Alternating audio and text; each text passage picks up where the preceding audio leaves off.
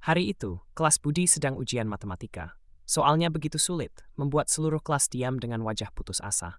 Namun Budi, yang terkenal suka melucu, tiba-tiba berdiri dan berkata, "Pak, saya izin sebentar keluar ya. Saya mau panggil pawang hujan." Semua murid bingung, guru pun mengernyitkan dahi.